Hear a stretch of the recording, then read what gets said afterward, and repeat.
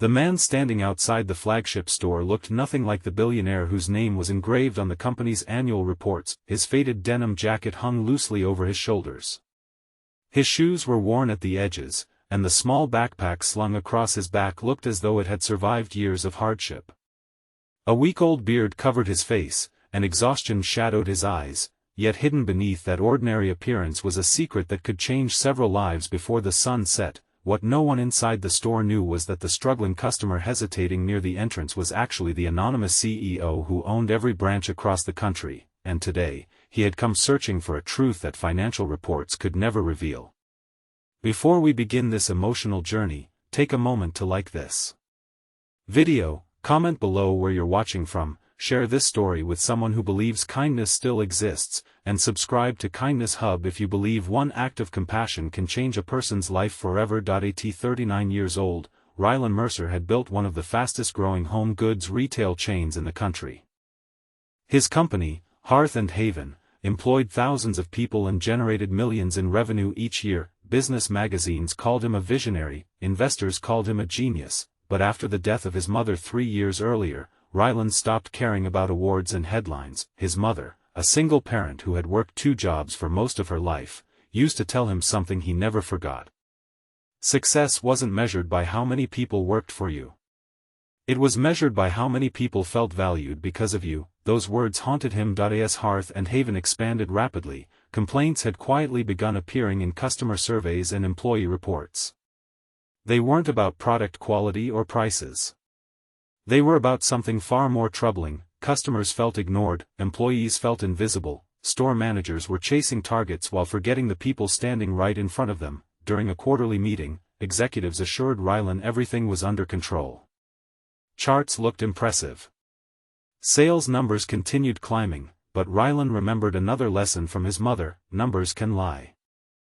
People rarely do. So he made a decision. Without informing anyone except his longtime assistant, he would visit several stores disguised as an ordinary customer facing financial hardship. He wanted to discover who still believed people mattered more than profits. That bright Tuesday morning, he chose the busiest location in the city. The store occupied 2 floors of a modern shopping district, attracting hundreds of customers every day.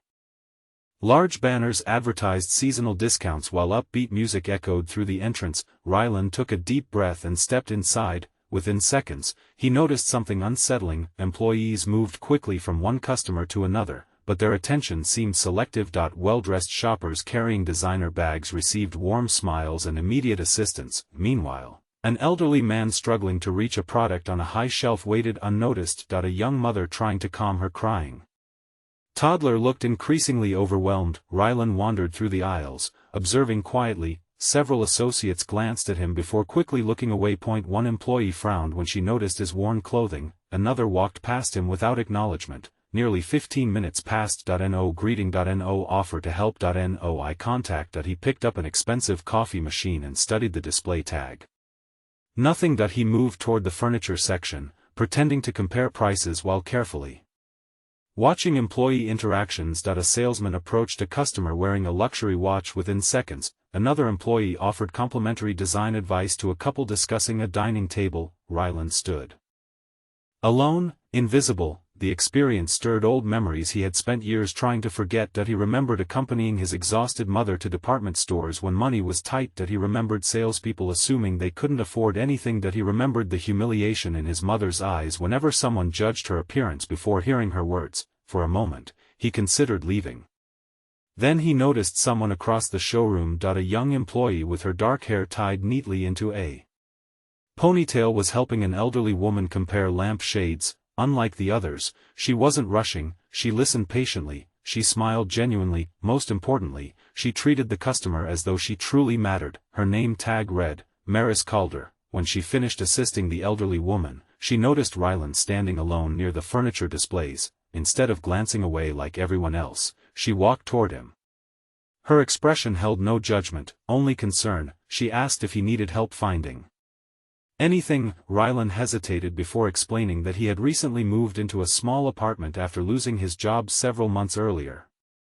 He said he was trying to furnish his space on a limited budget and felt overwhelmed by the prices. Maris didn't interrupt. She didn't look uncomfortable, she didn't suggest cheaper alternatives just to move him along. Instead, she listened carefully, then she spent nearly an hour helping him. She showed him discounted items that still offered quality.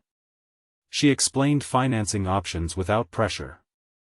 She checked inventory for clearance products and even suggested ways to combine affordable pieces to make a small apartment feel welcoming. When Rylan apologized for taking so much of her time, she simply smiled. "Everyone deserves a home that feels like home." Those words hit him harder than she could have imagined, because those exact words had once belonged to his mother. As they continued walking through the store, Rylan learned that Mercer had been working there for almost 2 years. She commuted over an hour each way by bus. She helped support her younger brother while taking online classes at night. Despite the long days and financial struggles, she spoke about customers with remarkable warmth. She believed people often carried invisible burdens. Sometimes, she explained, all they needed was someone willing to treat them with dignity. Rylan asked why she cared so much when others around her seemed focused only on sales targets. Mercer paused for a moment, then she shared a memory. Years earlier, after her father abandoned the family, her mother lost their apartment. During one difficult winter, a stranger at a furniture store spent extra time helping them find affordable necessities without making them feel ashamed. That kindness stayed with her. Ever since then, she promised herself she would do the same for others whenever possible. As she spoke, Rylan noticed several co-workers watching them. One employee rolled his eyes, another whispered something and laughed. Mercer ignored them. Her attention remained focused on helping the customer standing in front of her. Eventually, Rylan selected a few inexpensive items. At the register, another associate processed the purchase impatiently. The employee barely acknowledged him and sighed when he asked a simple question about delivery fees. Before Rylan could respond, Mercer stepped in gently and clarified everything for him. She thanked him sincerely for visiting the store, not because of the amount he spent, but because she genuinely appreciated his business. As Rylan prepared to leave, he asked one final question. What would she do if she knew the person she was helping could never repay her kindness? Mercer answered without hesitation, kindness isn't a loan. It's a choice. Rylan nodded quietly and walked out. The following morning, every employee at the store received an urgent message requiring attendance at a company-wide meeting. Speculation spread quickly. Some worried about layoffs, others feared disappointing sales numbers. At exactly 10 o'clock. Employees gathered near the showroom entrance. Store managers stood nervously at the front. Then a luxury sedan pulled into the parking lot. Several executives stepped out. Moments later, Rylan emerged. Wearing a tailored navy suit, shock rippled through the crowd. Whispers filled the room. Employees exchanged confused glances as recognition slowly settled across their faces. The struggling customer from yesterday was standing before them as the owner of the entire company. The color drained from several faces. Rylan addressed the room calmly. He explained why he had visited anonymously. He spoke about his mother's sacrifices. He described feeling invisible inside his own store. No anger filled his voice, only disappointment. He reminded everyone that every customer carried a story they couldn't see: financial hardship, grief, loneliness, illness, uncertainty. Appearances revealed almost nothing. Then he shared what happened when one employee chose compassion over assumptions. He invited Mercer to step forward. Tears filled her eyes as confused applause spread throughout the showroom. Rylan announced that she would receive a leadership scholarship funded by the company, full tuition support for completing her education, and a promotion to customer experience coordinator. But that wasn't all. He revealed a new initiative inspired by her example. Every employee would receive additional training focused on empathy and service.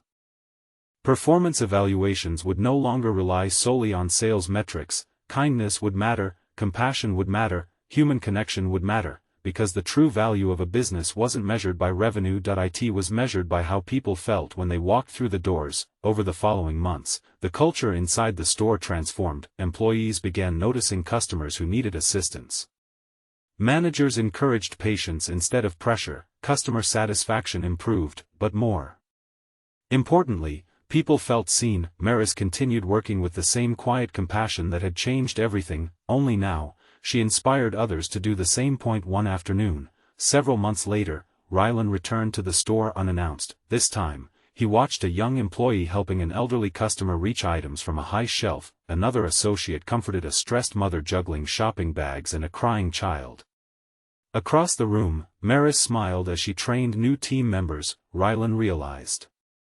His mother had been right all along. Success was never about building stores. It was about building places where kindness could live. If this story touched your heart, please take a moment to like this video. Share it with someone who needs a reminder that compassion still exists, and subscribe to Kindness Hub for more inspiring stories that celebrate humanity at its best. And now, we have one special request before this story ends. Comment below. Kindness costs nothing, but changes everything. Because you never know who might be carrying a burden invisible to everyone else. As Rylan walked toward the exit, he glanced back one final time. The store looked exactly the same, the shelves hadn't changed, the products hadn't changed, but the people had, and sometimes, changing the people changes everything. On that ordinary Tuesday morning, a billionaire entered his own store disguised as someone struggling to survive. He expected to discover what was broken. Instead, he found the one person who reminded everyone what it truly means to care, and because one employee chose kindness when no one was watching, countless lives would be touched for years to come. Because in a world that often judges appearances, the greatest gift we can offer each other is simple. To see someone. To value someone. To remind them they matter.